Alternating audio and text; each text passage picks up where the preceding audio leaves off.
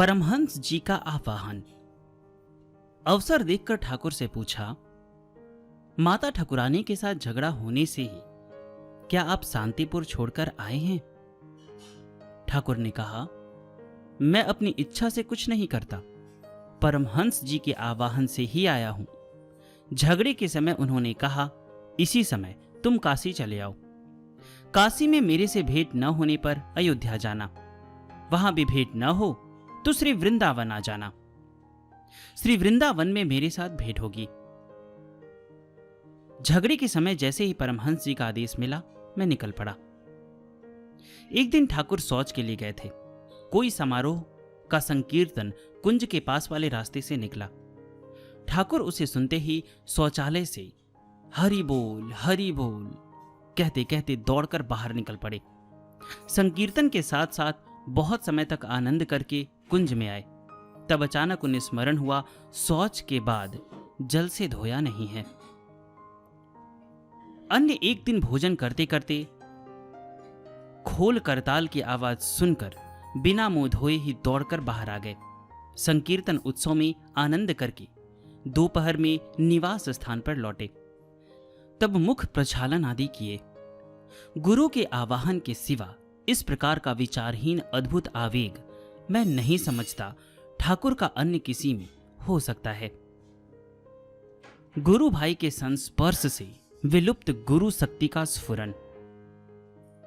कोई यदि कभी सिद्ध महात्मा अथवा महापुरुष से दीक्षा ग्रहण करके इष्ट मंत्र भूल जाते हैं, गुरु को भी बिल्कुल भूल जाते हैं, तो उनके किसी गुरु भाई के साथ किसी प्रकार से केवल थोड़ा सा संस्पर्श होने से भी गुरु शक्ति की कुछ क्रिया उनके भीतर हुआ करती है। ठाकुर के मुख से इस प्रकार का वृतांत सुनकर यह बात समझ में आई। ठाकुर ने वृतांत इस प्रकार कहा, गया में एक समृद्धशाली सज्जन ने बचपन में किसी सिद्ध महात्मा से दीक्षा ली थी। बाद में रुपए पैसे धन संपत्ति के संपर्क से वे साधन भजन इष्ट मंत्र यहां तक कि गुरु को भी भूल गए, क्रमशः घोर विषयी हो गए। एक दिन एक उदासी साधु ने उनके द्वार पर पहुंचकर कहा, हम भूखे हैं, हमको कुछ भोजन दीजिए।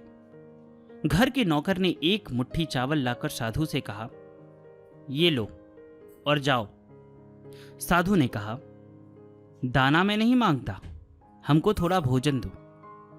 बाबू ने साधु की बात सुनकर नौकर को धमकाते हुए कहा, वह क्या गड़बड़ कर रहा है, अच्छा उपद्रव है, उसको धक्का मारकर भगाना।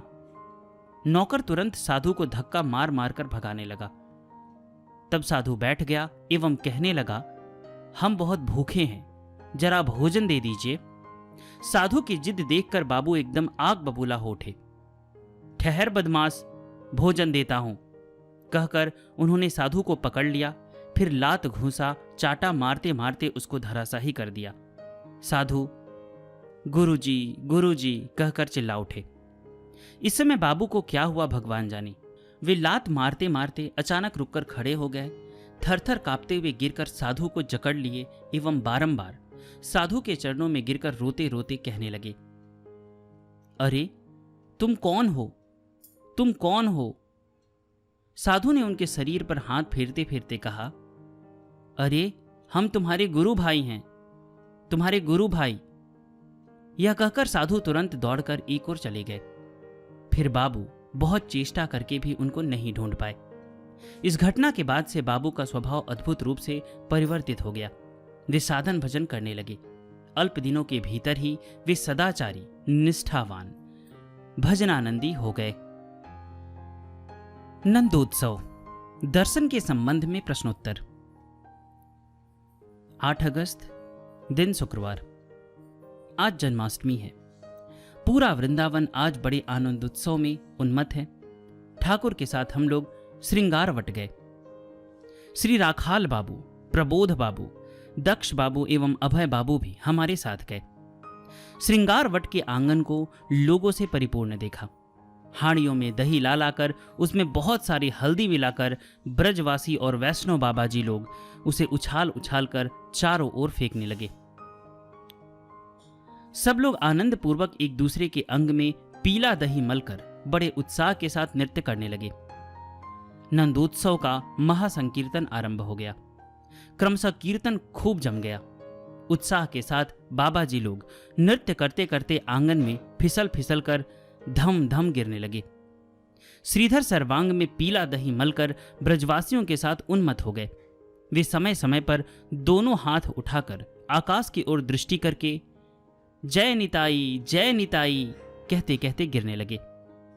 ठाकुर भावावेश में बालक के समान संकीर्तन स्थल पर इधर उधर दौड़ने लगे। फिर भूमि पर लेटकर साष्टांग प्रणाम करके अचेत हो गए। ठाकुर लगभग 3 घंटे तक समाधिस्थ अवस्था में रहे। दोपहर में हम सभी यमुना में स्नान करके कुंज में आए। श्रीधर कीर्तन स्थल में नाना प्रकार से अंग हिलाकर नित्यानंद और अद्वैत प्रभु के नृत्य करने का विवरण ठाकुर को बतलाकर आनंद व्यक्त करने लगे। श्रीधर चले गए। फिर मैंने ठाकुर से पूछा, जन्माष्टमी में उपवास की व्यवस्था भिन्न भिन्न प्रकार की है।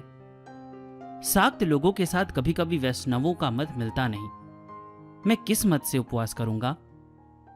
ठाकुर ने कहा, व्रत उपवास आदि वंश परंपरा में जिसका जो नियम है वे उसके अनुसार ही करे। मैंने कहा, हमारा लक्ष्य क्या है? किस रूप में भगवान हम लोगों के समक्ष प्रकट होंगे? ठाकुर ने कहा, हमारे इस साधन में कोई देवता लक्ष्य नहीं है, केवल भगवान ही लक्ष्य हैं। फिर भी जिनका जैसा भाव है, जिनके जो कुल देवता हैं, भगवान आरंभ में उनको उस भाव से उसी रूप में दर्शन दिया करते हैं।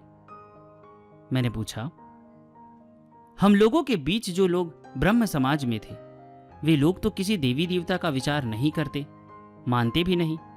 उनके समक्ष भगवान किस प्रकार प्रकट होंगे? ठाकुर ने कहा, मैंने इस प्रकार की कुछ घटनाएं देखी है। कोई कोई अच्छे ब्रह्म समाजी अनेक दिन उपासना आदि करके मुझसे आकर कहते हैं, महाराज, अमुक देवता के भाव और रूप मन में क्यों आते हैं? कभी तो वह सब विचार किया नहीं, कल्पना भी नहीं की, फिर ऐसा क्यों होता है? मैंने उनकी बात का अनुसंधान करके देखा, जिनके जो कुल देवता हैं उनके भीतर उसी देवता का रूप और भाव आ जाता है।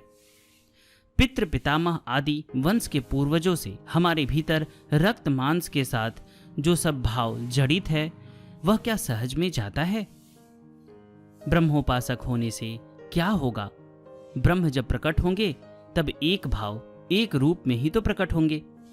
कई जगह देखा गया है, जिनके वंश के जो देवता हैं, ब्रह्म आरंभ में उनके समक्ष उसी रूप में प्रकट होते हैं। फिर उससे अन्य अन्य देवी देवता और जो भी हैं धीरे धीरे प्रकट हुआ करते हैं। मैंने कहा, मुझे लगता है ब्रह्म समाज के पल्ले में पड़कर मेरी बड़ी हानि हुई है। सरल विश्वास अब नहीं रहा, सभी में संदेह रहता है, सब टूट फूट कर एक हो गया है। वहां गया ही क्यों?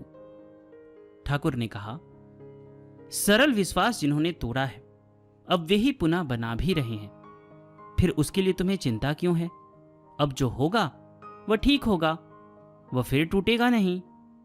ब्रह्म समाज में जाने से हानि कुछ नहीं हुई, बहुत उपकार हुआ है। वहां पर जाने से ही नीति चरित्र आदि की रक्षा हुई है। फिर प्रथम अवस्था में ब्रह्म ज्ञान होना आवश्यक है। ब्रह्म ज्ञान हुए बिना किसी प्रकार से ठीक तत्व जानने का अधिकार नहीं होता। इसलिए ऋषि लोग प्रथम अवस्था में ब्रह्म ज्ञान की शिक्षा देते हैं।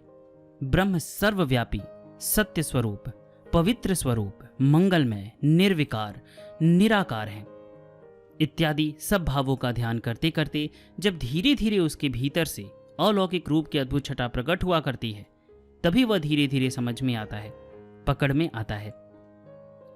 मैंने फिर पूछा, हम लोगों के बीच सभी तो ब्रह्म समाज से आए नहीं। जिन्होंने हिंदू समाज में रहकर यह साधन प्राप्त किया है, उन्हें इन सब तत्वों का बोध होता है? ठाकुर ने कहा, क्यों नहीं होगा, फिर भी थोड़ी कठिनाई होती है। प्रथम अवस्था में जो लोग ब्रह्म ज्ञान प्राप्त करते हैं, सब तत्व ग्रहण करने में उन्हें वैसी कोई कठिनाई नहीं होती, बहुत सहज में पकड़ सकते हैं। फिर ब्रह्म ज्ञान प्राप्त हुए बिना तो कुछ होना संभव नहीं है, इसलिए प्रथम अवस्था में ही वह होना अच्छा है। इससे सब कुछ सहज होने लगता है। जिससे ब्रह्म ज्ञान प्राप्त हो वही करना उचित है, वही करो।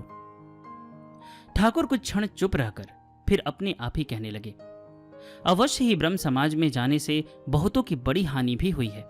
ब्रह्म समाज की जितनी भी अच्छाई है उसी तो सभी सहज में ग्रहण कर नहीं पाते, जिससे अनिष्ट होता है। ऐसे सब विषयों में ही साधारण लोग प्रायः आसक्त हो जाते हैं। अविश्वास, संदेह आदि कितने ही वृथा संस्कार से कोई कोई बहुत कष्ट भोग रहे हैं। सहज में वह सब संस्कार जाता नहीं, वह सब संशोधन होना बड़ा कठिन है। इन सब बातचीत में बहुत समय बीत गया। ठाकुर के आदेशानुसार महोत्सव की पूरी, कचौरी, मिठाई आदि प्रसाद का तृप्तिपूर्वक भोजन किया। ठाकुर के पास बैठकर नाम जप करते करते देखा, बारंबार एक अत्यंत उज्जवल स्निग्ध काली ज्योति जगमगाकर एक एक बार प्रकट होकर पुनः अंतर्धान होने लगी। बहुत समय तक इस ज्योति के सौंदर्य पर मुग्ध रहा। भोजन के कुछ क्षण बाद प्राणायाम आरंभ किया तो माता ठाकुरानी ने मना कर दिया। ठाकुर ने कहा, बहुत खाली पेट अथवा पेट बहुत भरे रहने पर प्राणायाम नहीं करते, भोजन के लगभग 3 घंटे बाद करना चाहिए। अगर आपको कोई प्राणायाम करना हो तो आप सहज ही इस बात को नहीं ले लीजिएगा, क्योंकि यहाँ पे ये नहीं बताया गया है कि वो कौन सा प्राणायाम कर रहे थे। तो हर प्राणायाम के अलग अलग नियम होते हैं। तो कोई अगर योग के अच्छे जानकार हैं तो उनसे आप पूछ सकते हैं कि कौन सा प्राणायाम खाना खाने की कितना देर के बाद करना है, क्योंकि यहाँ पे प्राणायाम के बारे में नहीं लिखा गया है।